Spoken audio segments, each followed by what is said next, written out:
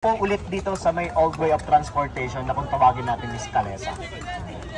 Ako po si Kuya Eugene at ang horse natin, ang pangalan ay Franco. Yeah, so Franco, yes po. So ikot po tayo gamit ang old way of transportation sa old city of Manila na kung tawagin ay Intramuros. Actually, bago tayo nagkaroon ng Intramuros, ang tinatawag na Maynila, nag-start po yan dun sa may likod ng fortification. Yun po. Dati pong isla yung nasa likod ng fortification na yan. At ang isla na yan kung tawagin ay Alog, A-L-O-G. At ang English po ng Alog ay Delta. Once sa sinabing Delta, ayun ay isang isla na kung saan naghahalo ang tubig. No? At ang pinaghaluan po ng tubig dyan sa area na yan, or sa isla na yan, yung part ng south po is Manila Bay, ng salty water. So tubig alat. Yung part naman ng north is Pasig River, so ilog.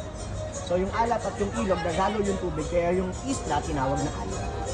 So kung kayo po ay nakatira sa lugar ng alog, kayo po ay mga taga-alog. Dahil sa mixtures ng tubig, doon